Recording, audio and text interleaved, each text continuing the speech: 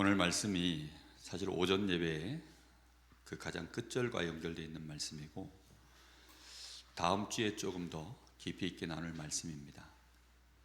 근데 오늘 이 말씀 속에서 나오는 중요한 단어가, 우리가 늘 듣는 단어가 복음인데, 복음 가진 우리가 왜 핍박을 당해야 되는가, 왜 고난을 당하는가, 왜 우리에게 이 문제가 깔끔하게 해결되지 않는가, 뿐만 아니라 우리와 상관없이 왜 어려움들은 계속 오는가. 우리는 보통 이런 거 안 받는 것이 축복이라고 생각을 하거든요. 그러다 보니까 고난에 대한 우리의 생각, 핍박과 환난에 대한 우리의 생각은 부정적일 수밖에 없습니다. 그러니까 그런 걸 당하면 그게 보통은 위기, 문제라고 생각을 합니다. 그걸 축복이라고 받아들이는 사람은 거의 정신병자죠. 우리는 믿음으로는, 말씀 안에서는 그게 그렇게 존재하니까 요셉 그런 응답 받고 싶다. 하지만 우리 아들이 요셉처럼 되는 건 싫죠. 어느 날 노예로 팔려가서, 근데 또 형들이 거짓말해가지고 짐승들한테 잡혀가지고 물어 뜯겨서 그렇게 피 묻은 옷을 아버지 앞에 내놓고 그런 상황이 연출되는 것은 원하지 않을 거 아닙니까? 어느 부모가 자녀가 군대 가서 요즘은 이제 18개월이던데 그런 시간들, 어려운 시간들을 보내고 그런 거 별로 원하지 않을 겁니다. 그런데 지금 이 당면한 문제는 초대교회만의 문제가 아니라 누구의 문제죠? 사실 우리의 문제입니다. 그건 우리의 문제이기 때문에 오늘 이 말씀을 이해하는 것이 굉장히 중요합니다. 일단 고난과 핍박이라는 이 단어를 우리가 어떻게 받아들이느냐의 문제가 굉장히 큽니다. 저는 복음을 알면 알수록 하나님이 심심치 않게 성경을 읽어가다 보면 고난에 대하여 예수님이 얘기하시잖아요. 너희가 나를 따르려면 자기 십자가를 지고, 그러면서 주님을 따르는데 또 축복과 함께 모두 겸하여 받아야 된다고 늘 말합니까? 고난도 받아야 된다. 근데 그 고난이라는 단어가 사실 접근하기가 마음에서 벌써 가까이 가고 싶지 않은 단어잖아요. 그리고 이 고난이라는 단어가 도대체 뭔지를 섣불리 우리가 깊이 들어가서 그걸 말씀 안에서, 그리고 그걸 나의 삶으로 연결시켜서 그걸 하나님의 방법으로 내가 이해해낸다는 것은 너무나 어려운 얘기거든요. 그렇지 않으면 우리는 정말 초대교회 성경적인 전도운동, 우리가 늘 마음에 원하고 있는데, 그리고 우리가 제자들이 받았던, 믿음의 선진들이 받았던 그 응답을 우리가 원하고 있는데, 오늘 이 고난이라는 말, 이 핍박이라는 말을 이해하지 못하면 그 응답의 자리까지 못 갑니다. 분위기가 싸해진 것 같아요. 쉽게 가는 방법 없나요? 미안하지만 없어요. 아무리 성경을 읽어봐도 비닐하우스 역에서 자라는 화초는 하나님이 그런 식으로 세상에 내놓지 않습니다. 하나님은 우리를 완벽하게 은혜와 구원의 축복 속에 넣어 놓으시고, 하나님이 동행하시면서 세상을 향하여 가라고 얘기하십니다. 그리고 우리는 우리 자신에 대해서도 못 이겨가지고 육신에게 져서 육신대로 살 때가 얼마나 많은데요. 그런 일들을 우리가 늘 겪고 있는 우리가 또 바깥에서 환난까지 와? 그러면 이거는 엎친 데 덮친 격으로 이제 이렇게 문제가 오니까 쉽지 않은 문제처럼 우리가 보여질 때가 정말 많습니다.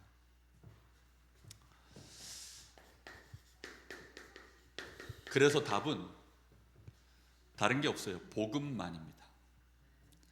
이걸 정확하게 이해하고 우리가 정확하게 응답받으려고 하면 복음만이어야만 이게 이해가 되어져요. 자, 그래서 복음만 우리가 누리면 이 핍박이 축복으로 하나님이 우리에게 주셨다는 것을 확인하게 될 것입니다. 여러분, 로마서 5장 한번 넘어가 보겠습니까?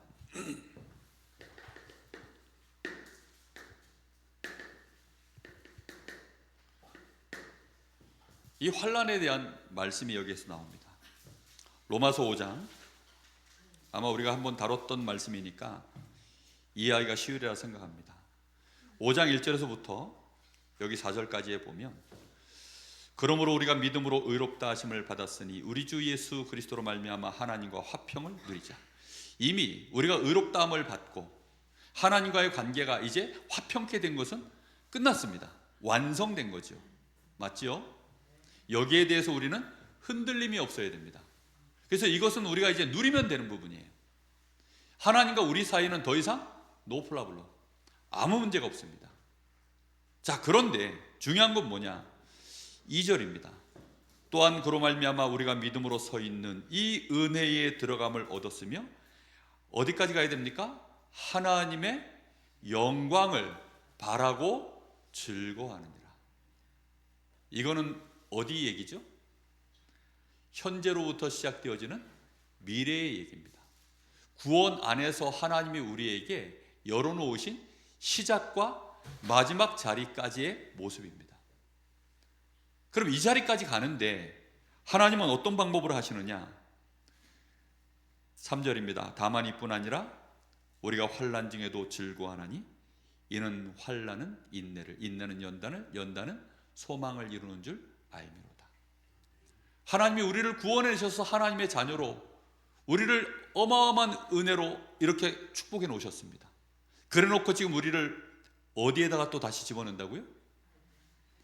환난에다가 다시 집어넣는다, 이렇게 말씀하고 있습니다.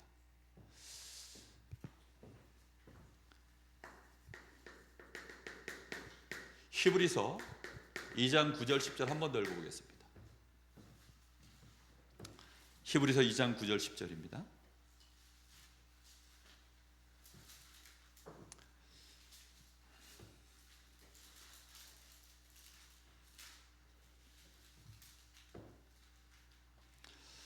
오늘 본문 말씀은 간단하게, 오늘 지금 이 서론을 이해하시면 간단하게 읽고 끝날 수 있는 본문입니다. 2장 9절 10절 제가 읽어보겠습니다.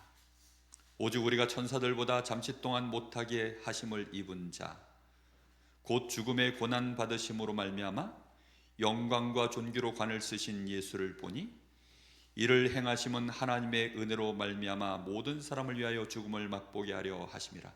일단 하나님이 영광과 존귀로 관을 쓰게 하신 방법이 뭡니까? 죽음의 고난을 받게 하셔서 그렇게 하셨다. 그리고 이제 10절입니다. 그러므로 만물이 그를 위하고 또한 그로 말미암아 마음은 이가 많은 아들들을 이끌어 영광에 들어가게 하시는 일에 그들의 구원의 창시자를 뭘 통해서 하셨다고요? 고난을 통하여 온전하게 하심이 합당하도다. 자, 이 고난을 통하여 하나님의 영광의 자리에 가게 하시고 그를 어떻게 하신다고요? 온전케 하는 이 자리까지 하는데 하나님은 그걸 뭘로 여기신다고요? 합당하도다라고 말씀하고 있습니다. 이게 왜 그렇게 되어지느냐? 하나님이 세상의 모든 것들을 이뤄 가시는 일 중에 우리가 만약에 하나님이 고난을 통하여 이런 일들을 영광에 이르게 하고 우리를 온전케 하고 그걸 합당하게 하시는 하나님의 이 비밀을 우리가 전혀 갖고 있지 않으면 우리는 고난에 대하여 어떻게 우리의 회로를 돌려야 되냐면, 뭘로 돌려야 되냐면 인과응보를 가지고 이걸 전부 이해해내야 됩니다. 도대체 내가 왜 이런 어려움을 당하는가? 저 사람은 왜 자꾸 저렇게 하는가에 대하여 모든 것이요, 저 사람 죄를 지었기 때문이야. 뭔가를 잘못했기 때문이야. 과거의 어떤 실수와 잘못된 것들이 결국은 지금 오늘 이런 결과로 온 거야. 그게 인과응보 아닙니까? 모든 종교는 다 인과응보의 범위를 못 벗어납니다. 그래서 정말 내가 과거에 뭐 잘못된 업보가 있으면 그걸 어떻게 되죠? 갚아내야 됩니다. 갚아내라고 얘기합니다. 그래서 신이 노했으니 뭐 하라 그래요? 뭐 부적이라도 하나 쓰든지 아니면 굿을 하라 그러죠. 그래서 뭐 100만 원짜리 그 업보가 크면 1000만 원짜리 하라 아니면 어디 가서 봉사활동을 하든지, 아니면 가난한 자, 뭐 병든 자 이런 사람들 가서 구제해주고 그걸로 네가 네 죄 없을 씻어내라라고 그렇게 표현합니다. 맞죠? 우리가 이거밖에 모르면 하나님은 이것이요 세상을 유지해 나가시는 굉장히 큰 원칙 중에 하나입니다.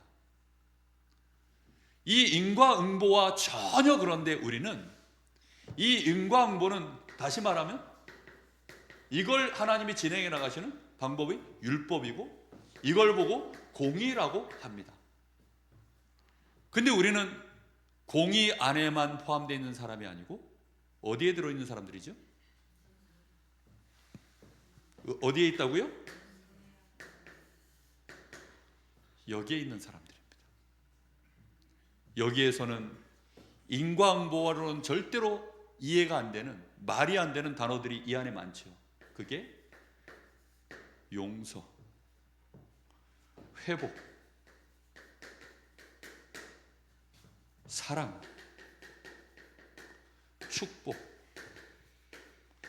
이제 이런 단어들은 은혜 안에 있는 말들입니다. 인과응보로는 도저히 납득을 할 수 없는 것이 이 안에 들어있죠. 그럼 우리는 어디에 있는 사람들입니까?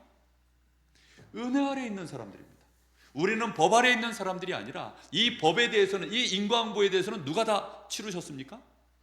우리 주 예수 그리스도께서 전부 치러내신 것입니다.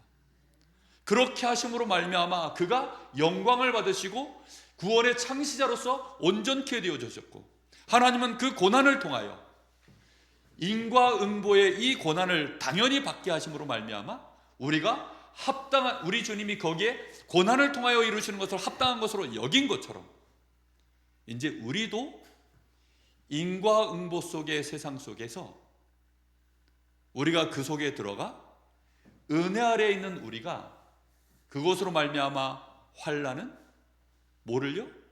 연단은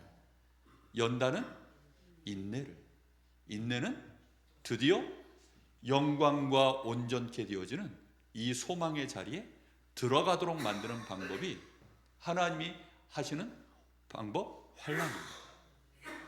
여러분, 이 말을 이해하지 않으면 우리는 전부 뭘로 판단과 계산을 해야 되냐면 이것만으로만 해야 됩니다. 원인과 결과만 전부 따지는. 왜냐하면 그렇게밖에 안 배웠으니까. 1 더하기 1이 왜 2냐, 거기에 대한 원인 결과를요 우리는 안 따져봤어요. 근데 1 더하기 1은 그냥 한 1억 줘버리는 거예요. 무슨 말인지 이해됩니까? 1 더하기 1은 이런 계산 속에 있는 게 아니라 아버지가 1 더하기 1은 2야, 그냥 1억을 줘버리는 거예요. 할렐루야. 무슨 말인지 이해되셨습니까? 지금 내가 빚을 아버지한테 한 2억 줬어요. 그래서 아버지한테 빚을 갚으려고 이자까지 다 해서 3억 갖다 드리려고 했더니 안 받겠대요. 그리고 이거나 가져가라 그러면서 오다 쪼었다 하면서 쓱 주시는데 10억이 들어있네. 그게요 우리가 받은 은혜의 영역에 있는 얘기들입니다. 무슨 말인지 이해되셨습니까? 근데 이거를 우리가 이해하지 못하면 환난이라는 이 말이 우리에게 얼마나 지금 하나님이 나를 사랑하셔서 온전케 나가시는 그 영광의 자리까지, 소망의 자리까지 우리를 이르게 하시는, 우리를 증인으로 만드시는 방법이라는 사실을 우리가 모르게 되어집니다. 빨리 우리 마음속에 그래서 이걸 새롭게 집어넣어야 돼요. 저는 이 로마서의 말씀을 보면서 정말 너무나 놀라운 하나님의 은혜를 매일매일 이렇게 체험합니다. 우리는 늘 질문하죠. 어떻게 왜 날까? 아니 어떻게 왜 날까? 하나님의 은혜로 이 쓸데없는 자 이러면서 왜 하필이면 나지? 나 같은 인간이 어떻게 이런 은혜를 받았지? 인과응보로 자꾸 계산해 보면요 답이 안 나와요. 어느 날 그래서 이걸 내려놔 봤습니다. 그랬더니 하나님의 은혜라는 말이 정말 마음에 깨달아질 수 있도록 하나님이 은혜를 주셨습니다. 여러분, 정말 우리는 이걸 먼저 그래서 좀 내려놔야 돼요. 우리는 일평생 이걸로 단련되어 있기 때문에, 이걸로 우리의 모든 감정이 지금도 폭주하고 있기 때문에 이걸 내려놔야 됩니다. 그리고 회개라고 하는 것도 그래서 우리가 오늘 말씀 나눴죠. 생명이라는 말을요, 그래야만 제대로 이해하는 거예요. 우리는 회개하라가 아니라 회개할 수 있다는 것입니다. 회개하라는 율법이고요, 내가 회개할 수 있는 사람이다라는 말은 넘어졌다가도 다시 일어설 수 있는 자격을 얻었다는 뜻입니다. 무슨 말인지 이해됩니까? 내가 하나님 앞에 죄 용서를 구하고 눈물을 뿌리며 잘못했습니다 빌고 그래야만 내가 너를 용서해 준다, 그런 의미의 회개가 아니라 내가 아무리 실수하고 모자라고 부족해도 나는 하나님 앞에 다시 용서를 받고 일어날 수 있는 그 자격을 부여받았다는 사실입니다. 그게 회개의 진정한 의미예요. 정말 우리는 어려움이 아무리 와도, 그래서 복음 안에서만 이 논리가 우리는 정확하게 이게 납득이 되어지는 겁니다. 복음 외에 그리스도 바깥에서는요, 모든 것이 나도 모르게 육신의 생각으로 흘러가는 거예요. 자, 그렇다고 한다면 오늘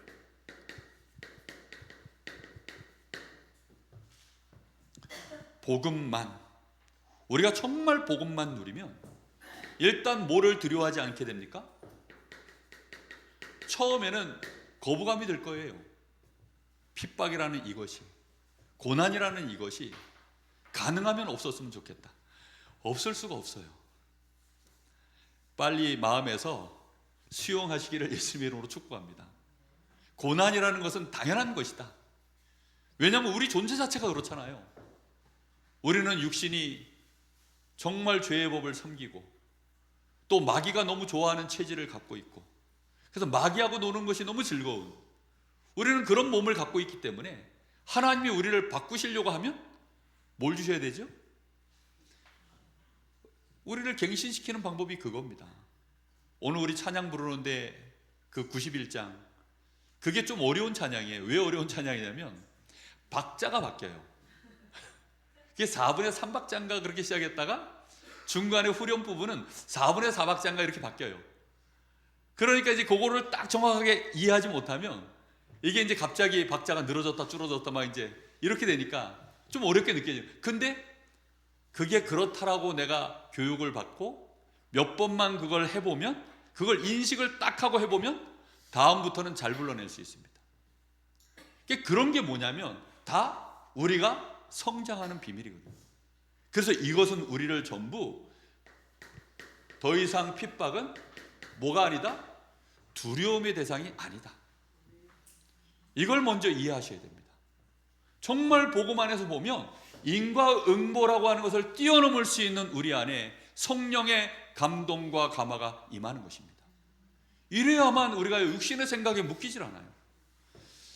분명히 오늘도 그래서 이 초대교회의 제자들은 하나님이 그들을 위하여 어떤 일을 보내십니까?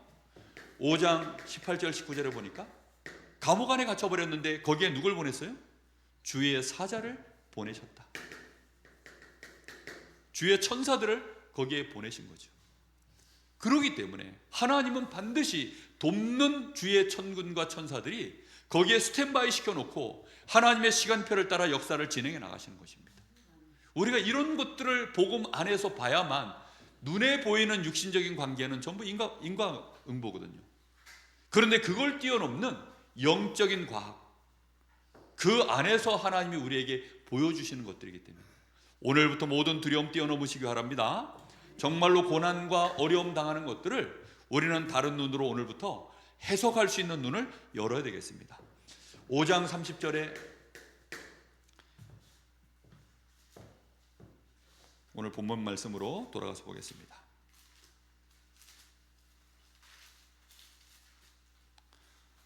자, 여기에 보면 너희가 나무에 달아 죽인 예수를 우리 조상의 하나님이 살리시고, 그래서 그를 어떻게 했다고요? 우리에게 죄사함과 회개함을 주시고 그를 오른손으로 높이사 임금과 구주로 삼으셨느니라. 우리 주님이 십자가를 지신 그것을 통하여서 오히려 하나님이 우리 주님을 어떻게 하셨다고 합니까? 높이셨다라고 말씀하고 있습니다. 이것을요 초대교회 제자들이요 본 겁니다. 이 제자들이요 고난을 통하여 어떻게 하나님께서 그리스도를 높이시고 구주로 삼으셨는지를 이 제자들이 본 것입니다. 복음에 대하여 정확하게 알고 있는 것이죠. 뿐만 아니라 31절에는 이스라엘에게 여기 그대로 그 말씀이 나오네요. 십자가에 대한 얘기가 나오고, 그러면서 이제 31절에 그래서 그가 그리스도가 되심에 대한 분명한 메시지를 여기에서 증언하고 있는 것입니다. 우리는 핍박을 두려워할 이유가 없습니다. 우리의 생애가 눈에 보이는 것이 다가 아닌 하나님의 나라의 배경 안에서 진행되어져 가고 있기 때문입니다. 우리는 죄 아래 있는 자들이 아니라 은혜 아래 있는 자들입니다. 우리는 법에 대하여, 죄에 대하여, 율법에 대하여 상관없는 자, 그걸 죽은 자로 여길지어다 라고 말씀하고 있습니다. 그래서 이런 어려움들이 왔을 때 이것을 두려워할 이유가 우리에겐 없는 것입니다. 왜요? 인과응보로 하나님이 적용해서 우리에게 이런 어려움을 주시는 것이 아니라 우리를 영광되게 하려고, 소망의 자리에 들어가게 하려고 우리에게 주시는 일들이기 때문입니다. 우리가 복음만 누리고 있으면, 결국은 이 복음만 제대로 알고 누리면 이 핍박은 더 큰 응답에 이르는 길이 되어집니다. 그래서 5장 20절 21절에 보니까 이렇게 말합니다. 가서 성전에 서서 이 생명의 말씀을 다 백성에게 말하라 하매 그들이 듣고 새벽에 성전에 들어가서 가르치더니 대제사장과 그와 함께 있는 사람들이 와서 공회와 이스라엘 족속의 원로들을 다 모으고 사람을 오게 보내어 사도들을 잡아오라 하매. 자, 보세요. 이 일로 인해서 어떤 일이 벌어집니까? 백성들에게 가서 가르치라. 많은 백성들에게요, 오히려 예수가 그리스도 되심을 증언할 수 있는 문들을 하나님이 열어버리신 것입니다. 뿐만 아니라 이 일로 인해서 지금 예루살렘 성 안에 있는, 성전 안에 있는 대제사장들, 원로들, 저 사두개파 이런 사람들까지 다 모아놓고 그들에게까지도 어떤 일이 벌어지죠? 오늘 이 본문 말씀을 쭉 읽어보면 그 지도자들에게까지도 복음을 증거할 수 있는 일이 이때 벌어지는 것입니다. 여러분, 가장 큰 응답이 뭐라고 생각합니까? 하나님의 나라가 임하는 것입니다. 예수의 복음, 그리스도의 이 생명의 복음이 나를 통하여서 도저히 전달될 수 없는 그곳에 전달되는 자리에 내가 세워져 있는 것입니다. 전달되는 그 자체는 하나님이 하시는 일이고요, 나를 거기에다가 하나님이 세워놨다는 사실입니다. 우리는 우리의 현장에서 복음 못 전하잖아요. 우리는 우리의 현장에서 이 인과응보라고 하는 이 틀 안에 묶여서 저 사람은 나의 상사고 나는 거기에 부하 직원이고, 저분은 나의 교수고 나는 거기에 학생이고, 저 사람은 나보다 능력이 많고 인격이 훌륭하고 실력이 괜찮으니 나는 저 사람보다 훨씬 부족하고 연약하니, 우리는 이런 것 때문에 사람들 앞에 복음을 전하는 것이 두려운 사람들입니다. 그런데 이 환난으로 인해서 오히려 지금 우리 주님께서 어떻게 버려서요? 불가항력적으로 백성들에게 복음이 전파될 수밖에 없도록 문을 열어버리시고, 이 어마어마한 지도자들에게요, 또다시 예수 생명, 예수 능력, 예수 생명 이것을 증거할 수 있도록 하나님이 또다시 문을 열어버린 겁니다. 이것이요, 우리의 모든 인과응보 자체를 뛰어넘게 만드시는 하나님의 역사인 줄 믿습니다. 여러분, 우리같이 연약한 자들이, 여기 초대교회 제자들 보십시오. 그 면면이 얼마나 가난하고 정말 배운 것이 상대적으로 부족하고 지위도 약하고 출신도 부족하고 연약하고, 이런 사람들이요, 그 최고의 그 엘리트들만 모여있는 그곳에서 어떻게 이렇게 담대히 말할 수 있을까요? 인과응보를 가지고 따지면 얘네들이 맞아요. 그래서 예수 이름으로 말하지 마, 계속 말해, 감옥에 가도. 그게 맞아요. 그런데 하나님은 어떻게 했죠? 주의 사자를 보내서 옥문을 열어버리는 겁니다. 왜요? 나가서 말하라고. 무슨 말인지 이해됩니까? 이걸로만 따지면 절대 우리는요, 핍박 앞에 눌려서 복음 전할 기회 자체가 없는 게 맞아요. 그런데 하나님은 믿음의 담대함도 주시고 실제 문도 열어 제끼시고, 그리고 하나님은 나가서 말할 수 있도록 우리 앞에 그리스도의 증거를 확연히 보여주시는 것입니다. 이 고난이 결국은 예수가 그리스도 되심에 대한 완벽한 증거이니, 우리도 고난받는 것이 그 이름 때문에 고난받는 것을 합당한 자로 여김에 대하여 오히려 뭐라고 생각한다고 나와 있습니까? 여기 뒤에 말씀해 보니까 우리가 그렇게 고난 받는 것에 대하여 여기 41절에 보면 이렇게 나옵니다. 오래 읽지는 않았는데요, 그 이름을 위하여 능욕받는 일에 합당한 자로 여기심을 어떻게 했다고요? 기뻐하면서 떠났다. 억울해하면서 떠난 것이 아니라 기뻐하면서 떠났다. 그리고 42절에는 그들이 날마다 성전에 있든지 집에 있든지 예수는 그리스도라고 가르치기와 전도하기를 어떻게 했다고요? 그치지 아니하니라. 그렇습니다. 그래서 우리가 복음만 제대로 누리면 그 핍박은 결국은 뭐가 되느냐? 하나님의 시대적인 계획을 이루는 방법이 되어지는 것입니다. 하나님의 시대적인 계획을 이루어가는 그 일, 사실 모든 종교인들은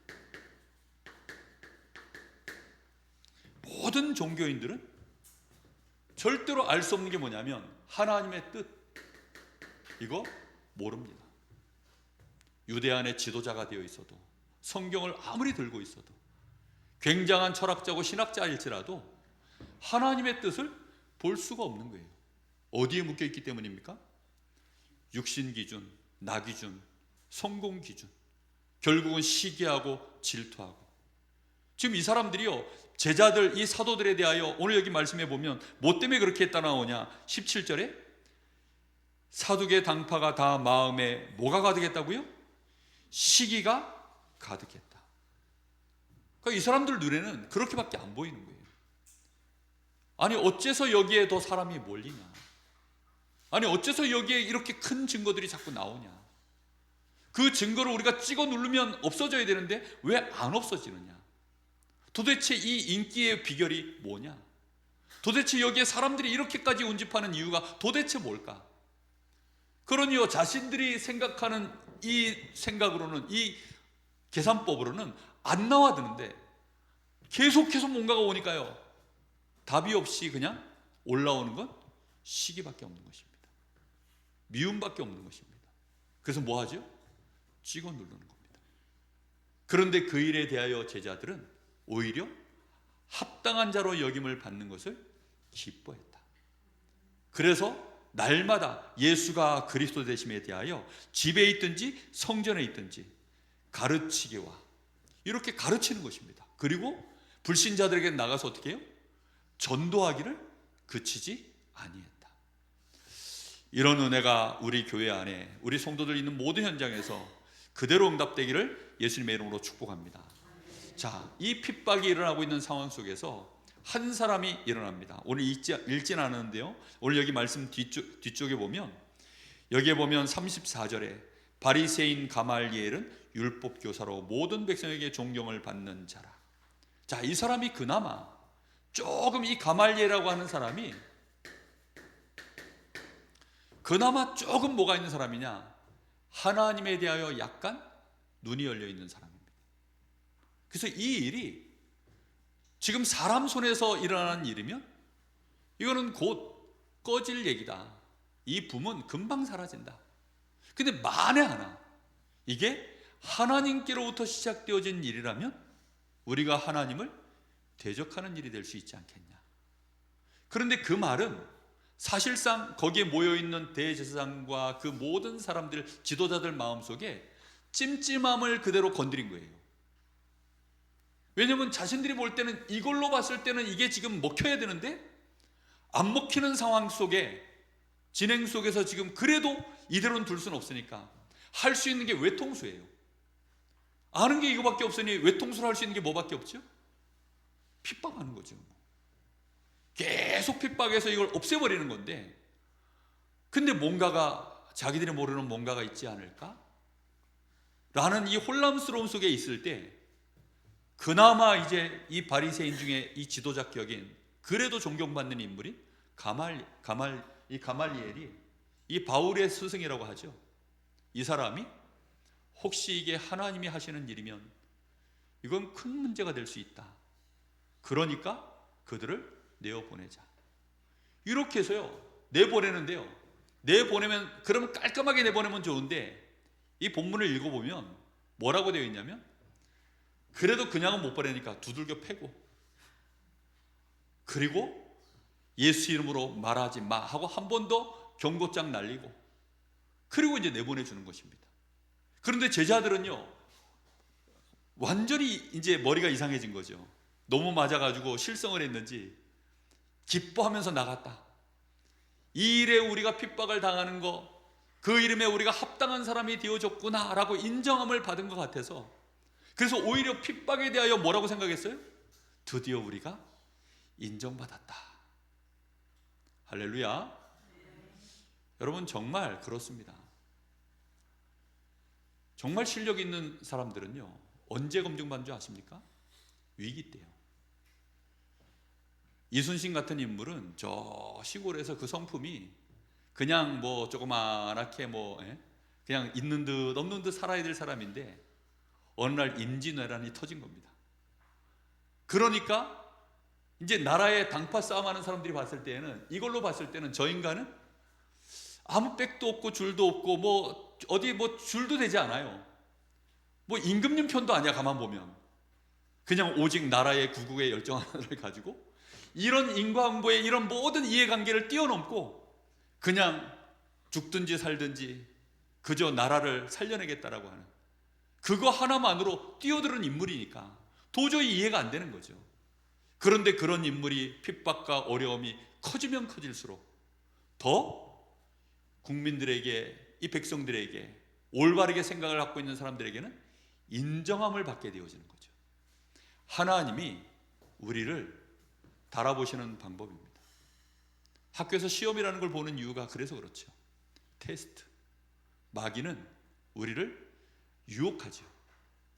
그래서 우리를 무너뜨리려고 하는 것이고, 하나님은 우리를 성장시키시고 증인되게 만드시는 방법인 줄 믿습니다. 자, 우리가 이렇게 되어졌을 때 그것을 통하여 결국은 그 초대교회 이 복음운동은 시대를 바꾸는, 어디까지 갑니까? 이게 로마를 바꾸는 그 응답의 자리까지로 이어진 줄 믿습니다. 자,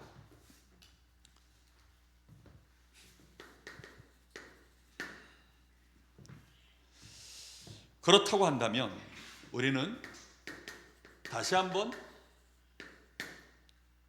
복음 안에서 이 핍박을 우리는 봐야 되겠습니다. 자, 왜 핍박은 우리에게 허락됩니까? 하나님이 왜 핍박이라는 방법을 통해서 우리를 영광의 자리에 우리를 이루도록 연단시키십니까? 그것은 우리가 사는 세상이 그렇기 때문입니다. 그래서 우리가 현실을 도피하라고 하는 것이 아니라 세상 안에서 증인되게 하시려는 겁니다. 우리가 너무 실력 있고 깨끗하고 하나님 비슷해 버리면 사람들이 예수 믿을 생각이 없어요. 무슨 말인지 이해됩니까? 근데 환란이 오면 직격탄을 그냥 맞고, 핍박이 오면 핍박을 그냥 직격탄을 맞고, 어려움이 오면 어려움 다 겪고, 감기가 막 돌면 감기 같이 걸리고, 코로나 걸리면 코로나 막 돌면 코로나 같이 걸리고. 누가 그러더라고요. 제가 코로나 걸리니까 목사님도 코로나 걸려요? 그래서 내가 목사는 도대체 어떤 사람이에요? 내가 물어봤어요. 도대체 목사는 뭐길래 도대체 코로나에 안 걸립니까? 그랬어요. 네. 정신과 의사도 정신병 걸립니다. 예. 암 전문의도요, 암 걸려요. 그게 세상이에요. 너무 사람들이요, 이 철없는 생각들을, 너무 세상을 모르고 인생이 뭔지를 너무 모르는 이제 그런 거죠. 목사가 코로나 걸렸다 그러니까 큰 죄를 지은 것처럼 뭐 오히려 또 그렇게 얘기하시는 분들도 있더라고요. 야, 그래서 내가 대역죄인이 돼가지고, 야, 그러니까요. 세상이 그래요. 이 세상은 우리 주님 말씀하셨습니다. 마귀 나라라고. 여기에 실제적인 힘은 누가 갖고 있냐? 예배소 6장 12절. 정사, 권세, 어둠의 세상 주관자, 하늘에 있는 악한 영, 그 모든 걸 누가 움직입니까? 마귀가 간계를 가지고 역사하는 세상입니다.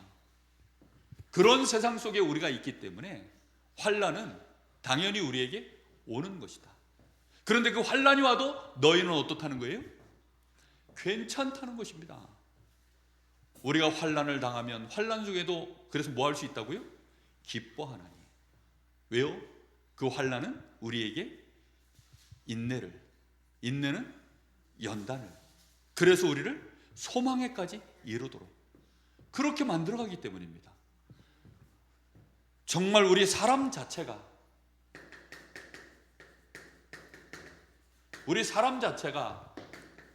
운명이 지금 어디에 묶여 있느냐? 마귀의 이 12가지 이 망대 안에 묶여 있습니다. 그것은 구원받은 자도 마찬가지예요. 구원받은 우리도 여전히 육신을 갖고 있는 동안에는 여기에 영향력 하에 놓여 있는 것입니다. 그런데 그리스도께서 오셔서 성령께서 우리를 여기에서 해방시켜내신 줄로 믿습니다. 그런데 이것은 여전히 어디 안에 있죠? 우리 안에 영향력을 발휘하도록 존재하고 있기 때문입니다. 그래서 이것을 우리가 능히 이겨낼 수 있는 복음만이 답이라고 하는 사실을 알고 복음만 붙잡고 승리할 수 있도록 하나님이 우리를 바꿔나가시는, 다시 말하면 성화시켜 나가시는 방법이 그게 핍박인 것입니다.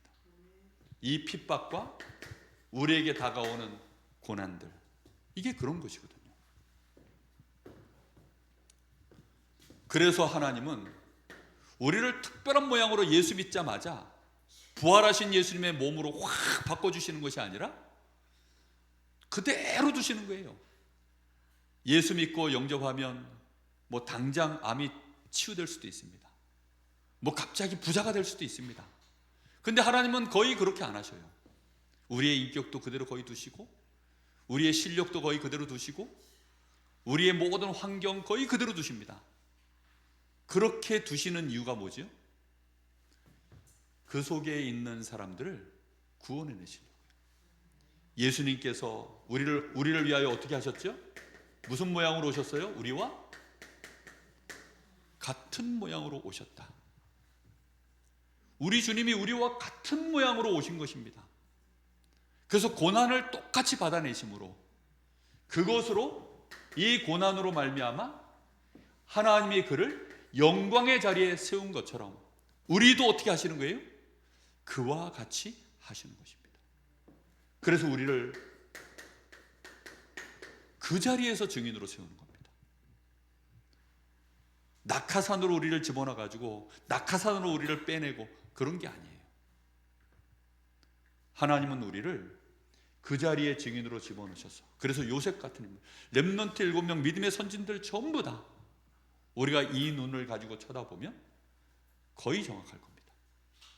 그래서 오늘 이번 한 주간 동안 정말 우리에게 주신 이 말씀, 특히 이번 주에 우리 강단해 주신 나는 누구인가, 정말 나에 대한 정확한 눈들을 자꾸 열어가시고 어떤 어려움과 힘든 환경 속에서도 즐거워하고 기뻐하며, 혹시 넘어졌어도 그것으로 말미암아 또 기뻐할 수 있는, 그리고 다시 일어날 수 있는, 내가 정말로 은혜 아래에 있는 자라는 이 비밀이 뭔지를 정말 알아서 승리하시기를 예수님의 이름으로 축복합니다.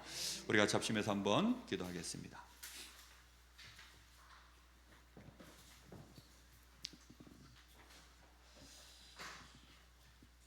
하나님, 오늘 내가 누구인지 오늘 이후로 놓치지 않게 하여 주옵소서.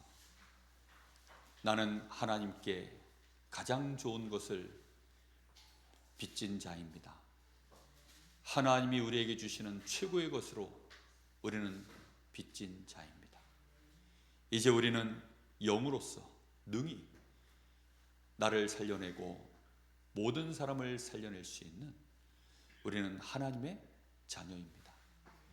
고난이 와도 기뻐할 수밖에 없는 축복의 자리에 이미 운명이 바뀐 사람으로 우리는 서 있음을 이제 고백합니다.